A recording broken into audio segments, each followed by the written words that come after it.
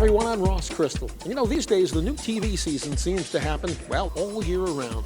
Lots of new names, lots of new faces, and of course some very familiar ones as well, as you'll see right here, right now, on Showbiz Express. What a show. Thank you. What made the two of you say yes to the script?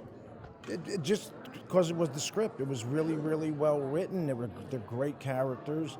We had Barry Levinson, who's going to do the first 2 episodes, and Academy Award-winning director. So we knew he was going to shape it in a way that would be compelling for people, and people do seem to be responding to it.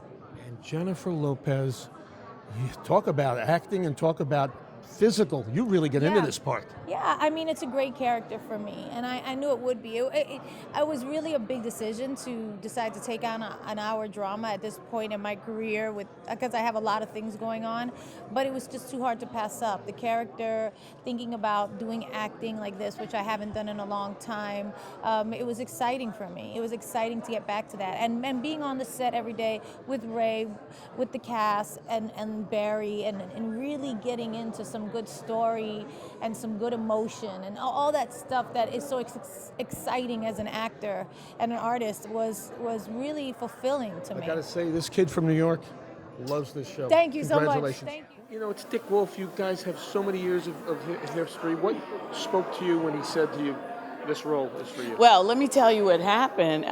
My manager was talking to Peter Jankowski, who's Dick's right-hand man, who's been with him, executive producer on our show as well.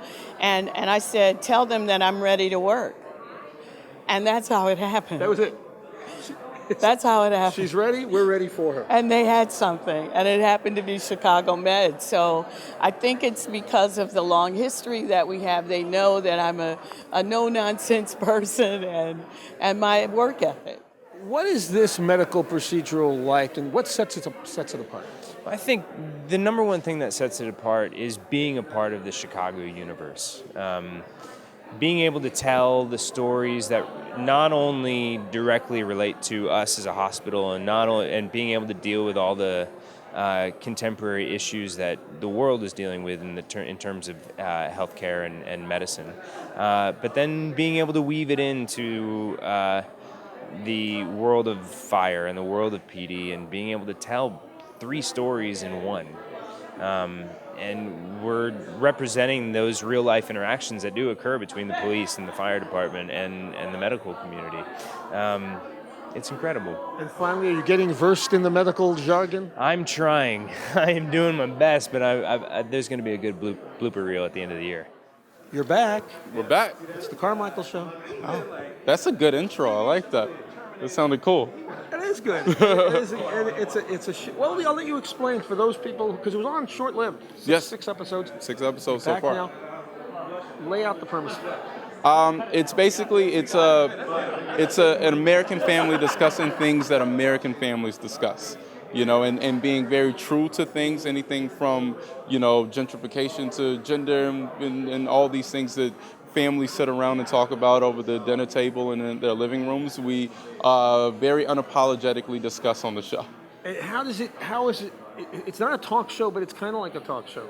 In the sense that we're exploring things and we're trying to get to the bottom of things, and and so it is in that sense. I would say probably, if anything, it's more like the McLaughlin Group than anything. There's a lot of, not everybody agrees here, to say the least. Oh, at all, and that's the fun. That's the fun, and that's the truth of it too. But it's got a thing that going for it where it's contemporary and you can air the issues of the day. What does that say to you? Absolutely. I think that's what America's waiting on, which makes it a great show to watch. It's very much, though, when you're with your family, in reality, we all sit around that dinner table and talk about stuff. Absolutely. And there are no cameras on. Maybe it's not always politically correct. Maybe some person is more involved and informed than another relative, but they all got to get their 2 cents in. Does he always get his 2 cents in? He always gets his 2 cents in. And you're the dad that has to welcome back. Welcome back. I am the dad. He's the dad. So welcome back the What's daughters. this role like for you? That's very relatable. I live this life, as Carrie knows. This is my life. I refer to the show as Crowded Light because I've had a house full for years. You know, we've got 4 kids, two young adults that still live at home, a boyfriend and a girlfriend that think they live there. The in-laws lived there all of last year. I'm not done yet, and I see you're ready for things. 4 dogs. We have giant centipedes from Africa, bird-eating tarantulas the size of dinner plates. None of this is a lie. It's all under my roof. So, Yeah. but actually, though, none of that is quite as challenging as our daughters on the show. Yes, our daughter's on the show. Don't, one in particular. Yeah, it doesn't hold a candle to that. Give us a little the taste of what happens when you guys return. I think mostly what they struggle with, the parents, is that they don't know if they're supposed to treat us as their kids or their friends, because now we're in our 20s and we've grown up. I mean, I'm the rebellious daughter, so I'm bringing home one-night stands, and they're like, well, we can't really discipline her, but this is crazy. So it's kind of funny just to see how the different generations interact. We're the grandparents of the millennials. Got it. Yeah. Yes. And I said, perfect casting, Stacey Keach with Patrick. It's almost like you're related to begin with. It's true. They are magic together. I watch their scenes all the time. We have a great time together. We're fun. Well, we have a lot in common. We both have families that are living with us. We live with our families. We both play golf. No, that's right. Yeah, so And this is a sign of the times series because this is what's happening, folks, isn't it? Exactly. Yeah, Take us back a few years. That's not the way it was. Oh gosh, no, not in my generation. I couldn't wait to get away. Myself and most of my friends could not wait to get out of the house. Me too. And most of our parents couldn't wait for us to get out of the house either. Not my parents, but everybody else's parents. That's right. Get out and you stay out. That's right. There's lots more to come on Showbiz Express and ShowbizExpress.com. I'm Ross Crystal. Thank you for joining us. We'll see you next time.